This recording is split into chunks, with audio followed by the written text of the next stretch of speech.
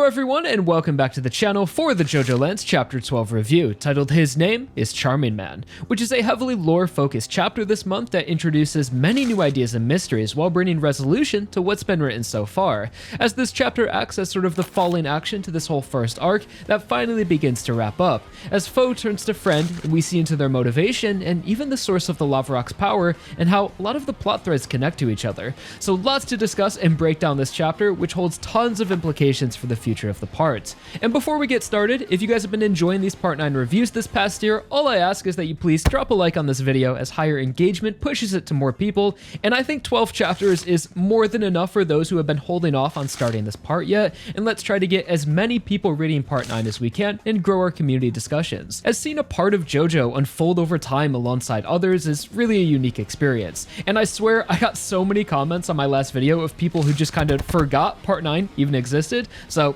let's try to get it out there. So getting into the new chapter now, starting with the cover page, we have our main cast waiting at the airport with the potential new member, Charmingman, who will be properly introduced later on. And turning the page, we begin with a narration about the geographical history of the volcanoes on the Big Island, specifically focusing on the third largest peak, Hualalai, which is located on the northwest side of the island. We learn that this volcano last erupted in 1801 and has been quiet ever since, but is still considered an active volcano.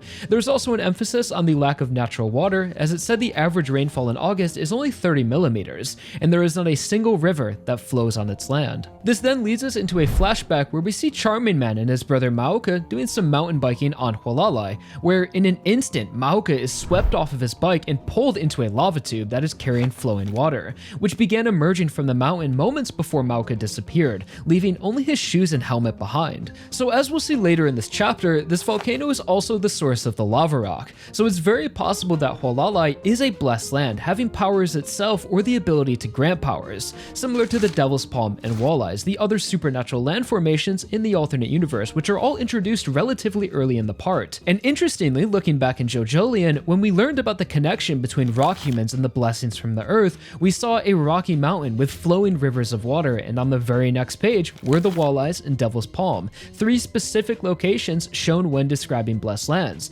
which very well could have been foreshadowing for Part 9 and the Hualalai volcano, as during that narration it was also said that rock humans make special places that give them special power as their true home, although we never really learned what that meant, as in Part 8 the rock humans resided within Morio, living in normal houses or just blending in with the city, nothing really related to a special location supercharging their abilities. But here in Part 9 we are on a rocky mountain with mysterious water flows, and when Maoka disappeared it really seemed like he was taken into the lava tube rather than just falling in, as his shoes and helmet were left behind as if he was ripped off of his bike. And when he gets sucked into the lava tube, we see a hand physically pulling his feet that could be someone else, which is a pretty scary depiction Araki drew, but it's definitely a mystery and makes you wonder, are there rock humans living inside the mountains, inhabiting the lava caves and traveling through the tubes?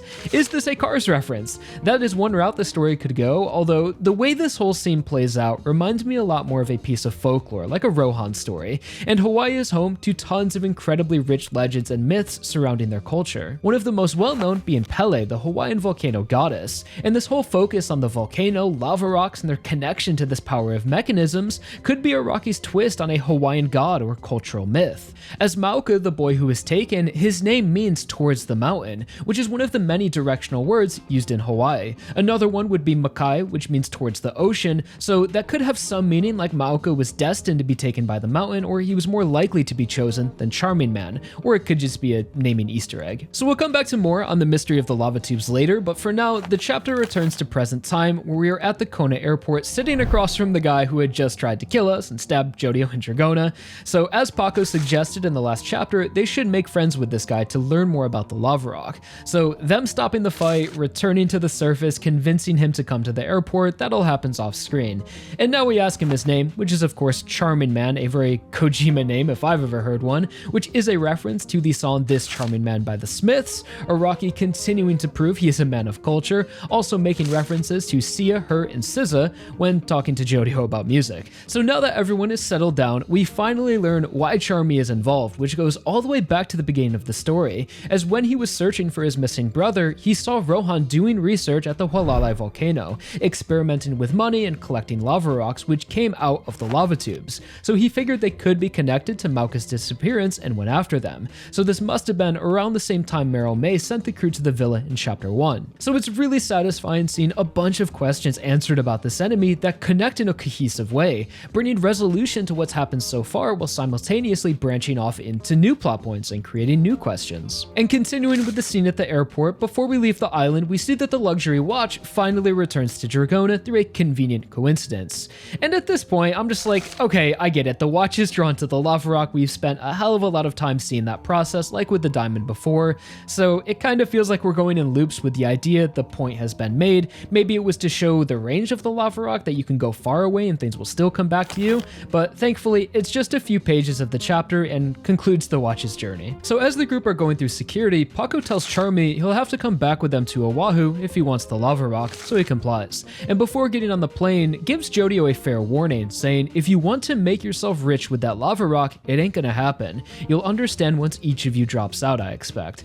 So I'm not exactly sure what he means by this, as it might sound like he knows something more about the lava rock, maybe a negative drawback to its power.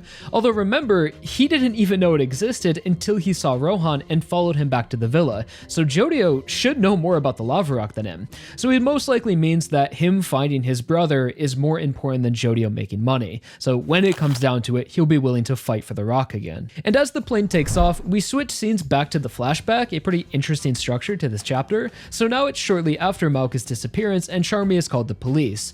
Although the cops are suspiciously incompetent and unhelpful, not listening to Charmy nor taking him serious at all, even suggesting that he may have caused his brother's disappearance or is just lying to them, saying even if they did an investigation, it would start with him because he has a criminal record from a traffic violation and injured the cop. Although Charmy does plead the only reason he got in trouble was because of his physical disposition of having coarse and sandy skin ever since he was born, and when the cop grabbed his arm, it scraped against him and hurt him, so it really wasn't his fault.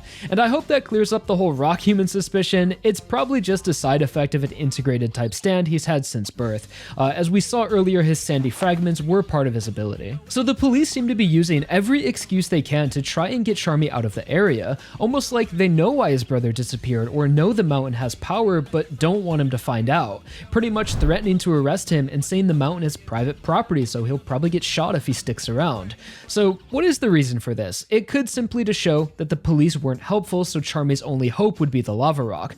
Although they seem more malicious than unhelpful, so this could be foreshadowing maybe a corrupt police syndicate that have something to do with the power of the volcano, similar to the way that doctors in early JoJoLand were portrayed poorly, only to eventually find out they're evil and control the Rokakaka. So since we don't have a villain group yet, I think something like corrupt police stand users that have this dominant control over Hawaii could definitely work. The framework is already there, as every member of the main cast has some sort of criminal record or resentment for the cops, and could also work thematically with the teenagers standing up against authority and challenging the system, trying to create a more just world by breaking the law and fighting those who supposedly uphold it. Very much Golden Wind vibes. And think back to chapter 1 with how the police treated Dragona. Araki is very clearly portraying them in a negative way, and that could be some foreshadowing and building to a larger idea. And this flashback ends with Charmy actually seeing Rohan and bringing that focus to the lava tubes and their potential connection to the other plot points like the lava rock and Malka's disappearance.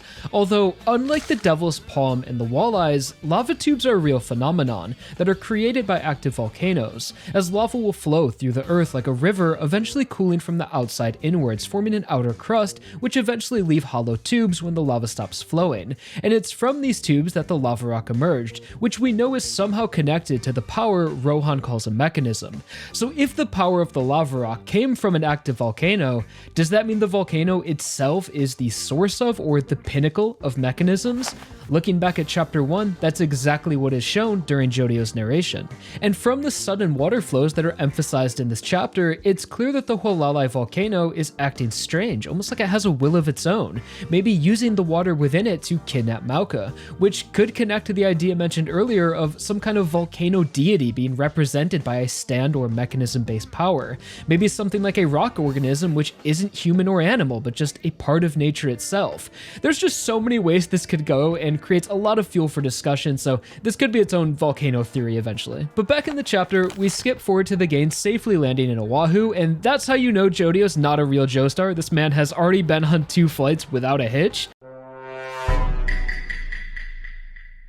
So we are immediately back in the company of Meryl Mei-Chi at the HQ, where we turn in the diamond and get paid. Although Meryl is suspicious of the group, as neither the break-in or the stolen diamond were reported to the police, which kinda screams inside job or that it could be a fake. Although this leads to the gang needing to explain the whole lava rock situation as the diamond teleports out of Meryl's safe. And the chapter then leaves off with Meryl thinking of an idea, most likely a much larger heist where they could utilize the lava rock, like a bank robbery or something. And that could be an interesting structure for part 9, as we don't really have any enemies right now. No one stopped us from getting on the plane and going back, so it almost feels like a video game, going on heists or missions while returning to the hideout. Although, now that more people are learning about the lava rock, this could spell trouble in paradise, as clearly Meryl isn't going to be cool with the kids just walking away and keeping it, as the diamond will go with them. And I doubt they're just going to hand it over to Meryl and keep accepting these small cuts of future jobs, when they have such a strong potential literally in the palm of their hands. So that could be where the story goes next, the gang versus Meryl. I feel like she has to be a stand user, and that could parallel Giorno versus Polpo having to take out their boss. And on the final panel of the chapter, we see Charmy waiting outside. He's not cool enough to see the hideout yet,